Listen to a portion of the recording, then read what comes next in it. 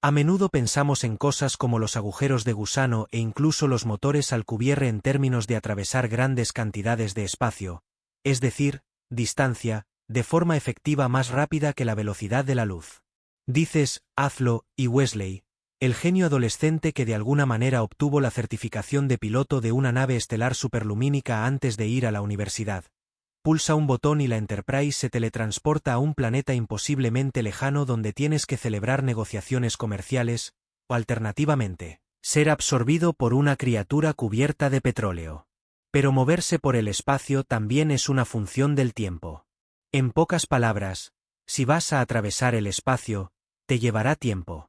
Einstein consideraba que el espacio y el tiempo estaban intrínsecamente vinculados, de ahí el espacio-tiempo. Y siempre que se habla de viajar más rápido que la luz, se habla necesariamente de una máquina del tiempo. Pero nosotros ya viajamos en el tiempo. Hagamos lo que hagamos. Hacia adelante. Vivamos, envejecimos, etc. El tiempo pasa. Esto se dilata, como es bien sabido en la relatividad de Einstein. El tiempo no transcurre al mismo ritmo en todo el universo, sino que es condicional. Y, de hecho, cuando te acercas a la velocidad de la luz, te acercas al punto en el que el tiempo se detiene. Si vas más rápido que la velocidad de la luz, el tiempo se invierte, o al menos eso se cree, ya que nadie lo ha hecho nunca para comprobar si realmente ocurre, porque el universo no lo permite. La relatividad general ha sido una teoría increíblemente exitosa con numerosas pruebas experimentales. Pero adolece del problema de que sabemos que es de alguna manera incompleta y se rompe en ciertos casos, como en el mundo de la mecánica cuántica y también dentro del horizonte de sucesos de un agujero negro, donde las ecuaciones simplemente empiezan a escupir infinitos. La mayoría de los científicos creen que esto se resolvería con una teoría cuántica de la gravedad, si alguna vez logramos formularla, pero la teoría de la relatividad general también predice cosas extrañas y misteriosas como los agujeros de gusano, los puentes de Einstein-Rosen y las curvas cerradas similares al tiempo que, en principio, podrían permitir algún tipo de viaje atrás en el tiempo. Pero el viaje atrás en el tiempo está plagado de paradojas, como la famosa paradoja del abuelo, según la cual si interfieres en la línea temporal, tu propia línea temporal cambia. Esto se popularizó con la persona que desaparecía en la fotografía de Regreso al futuro. Pero en física, la mayoría de las respuestas a la pregunta simplemente afirman que no se puede retroceder en el tiempo, al menos si se es grande. El universo no te deja, y punto.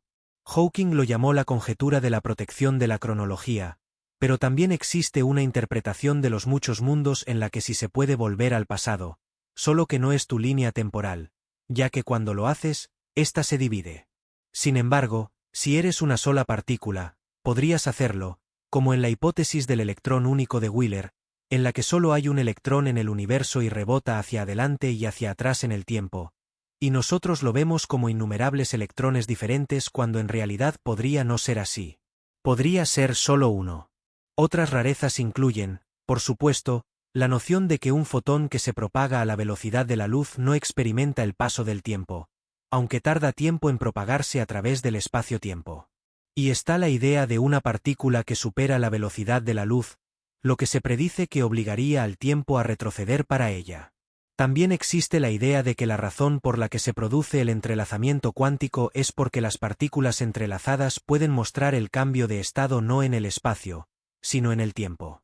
En otras palabras, las partículas entrelazadas envían mensajes al pasado para cambiar de estado de forma precisa e instantánea a pesar de la distancia. Esto sugeriría claramente que el pasado existe de forma tangible allí atrás y que, más allá de la causalidad, tiene una influencia activa en el presente. Sea lo que sea el ahora, la física en realidad no tiene un concepto del ahora, solo existe el pasado y el futuro, y el ahora es una construcción del cerebro. Pero ni siquiera el cerebro tiene una hora, solo lo parece, ya que las señales eléctricas tardan tiempo en propagarse por el cerebro. Una vez más, se necesita tiempo. Tiempo, tiempo, tiempo. Y sin embargo no sabemos realmente qué es el tiempo. Pregunta a 10 físicos y obtendrás 10 respuestas diferentes. Algunos incluso dicen que hay diferentes tipos de tiempo. Por ejemplo, algunos dicen que si tienes un sistema en el que no se produce ningún movimiento, nada se mueve, el tiempo dejaría de tener sentido, ya que nada cambiaría nunca. Pero el universo no lo permite debido a los efectos cuánticos, que no se pueden detener. Por ejemplo, si detienes todo movimiento, el uranio seguirá desintegrándose, y por lo tanto, marcará el paso del tiempo. Otros ven el tiempo como una dimensión, como en muchas versiones de la teoría de cuerdas. Según esta teoría, tenemos 10 dimensiones espaciales y una dimensión temporal a través de la cual avanzamos. Curiosamente, a pesar de las críticas que ha recibido la teoría de cuerdas en los últimos años, ahora está avanzando en la dirección opuesta, hacia la viabilidad. La razón es la reciente evidencia de que la energía oscura se está debilitando con el paso del tiempo, lo que encaja perfectamente con algunos de los modelos de la teoría de cuerdas. No todo está perdido en la teoría de cuerdas, y el trabajo en ese campo podría finalmente proporcionar una forma de probar la teoría de cuerdas, al menos de forma indirecta. El tiempo como dimensión es una idea interesante, y en cierto modo, intuitiva, pero volvamos a la relatividad general y al viaje en el tiempo. En la esencia del motor de Alcubierre, en este caso estacionario, o un agujero de gusano, existe una idea relacionada llamada tubo de Krasnikov, propuesta por primera vez por Sergei Krasnikov en 1995. Este tiene los mismos requisitos que un agujero de gusano artificial estable o el motor de Alcubierre, ya que requiere una masa exótica con densidad de energía negativa para funcionar, un material que no sabemos cómo fabricar, o si existe, todo lo que sabemos es que las leyes de la física no lo prohíben. Sin embargo, la diferencia del tubo es que los puntos finales no solo están separados por la distancia, sino por el tiempo mismo.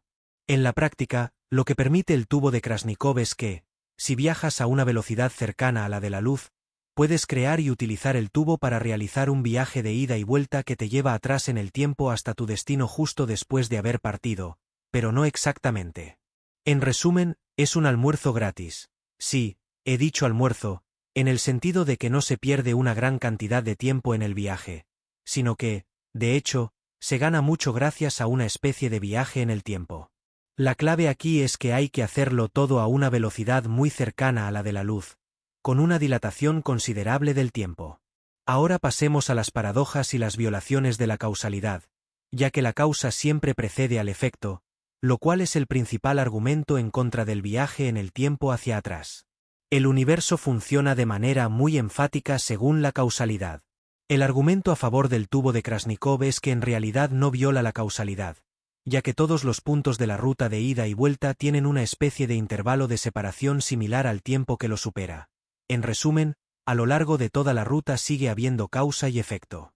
Curiosamente, esto significa que, aunque se puede viajar atrás en el tiempo casi hasta el punto de partida, no se puede enviar un mensaje electromagnético a ese momento, lo que resuelve la paradoja de la comunicación hacia atrás. El universo lo prohíbe en este caso, por lo que no hay violación de la causalidad ni de la información. Pero hay un problema.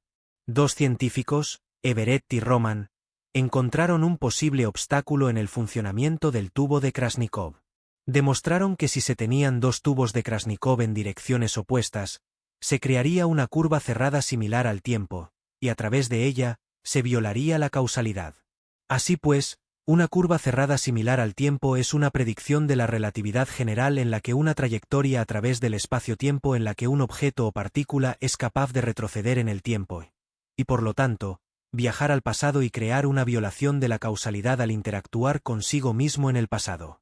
La idea aquí es que si se crea un tubo hacia una estrella lejana y se envía una nave espacial a velocidad relativista, lo que significa que, desde el marco de referencia del ocupante, recorrer varios miles de años luz lleva poco más de un año. Llegan allí, y en lugar de volver por el tubo original, crean uno nuevo que les lleva de vuelta a la Tierra. Regresan, y como era de esperar, han pasado miles de años fuera de su marco de referencia, pero quedan dos tubos abiertos. Si los astronautas regresan a través del tubo 2 y luego vuelven a casa a través del tubo y se convierte en una máquina del tiempo y terminan regresando a la Tierra miles de años antes de haber partido, violando así la causalidad y viajando al pasado. Pero eso solo ocurre si los tubos son estables, lo cual no está claro. Los tubos no son objetos físicos en sí mismos, sino que es mejor considerarlos como deformaciones permanentes en el espacio-tiempo. Pero puede que los efectos cuánticos los colapsen en algún momento antes de que se produzca la violación, lo que también es un problema con los agujeros de gusano. Si este es el caso, entonces los tubos de Krasnikov simplemente no son posibles. En resumen, el tubo colapsa antes de que pueda producirse una violación de la causalidad. En última instancia, no está claro, nadie ha construido nunca algo así, pero si la idea del tubo único de Krasnikov funciona, un efecto interesante de ello es que en realidad no te devuelve exactamente al momento en que te fuiste, sino ligeramente después. El tiempo sigue pasando, pero no con total normalidad, aunque sigues viajando a velocidades relativistas y no más rápido que la luz, como en un motor Alcubierre o un agujero de gusano. El tubo de Krasnikov es, por lo tanto, un fenómeno puramente temporal. Esto es interesante porque no implica violar la velocidad de la luz, solo una aceleración muy alta pero legal, lo cual es totalmente posible en el universo. Cómo se alcanzarían esas velocidades es otra cuestión que requiere sus propias soluciones, especialmente en cuanto a cómo hacerlo de forma segura, y ahí vuelve a surgir el problema de cómo crear masa negativa, pero es una interesante visión de los viajes en el tiempo que no adolece tanto de graves violaciones de la causalidad, al menos a primera vista. Dá que pensar. Gracias por escuchar.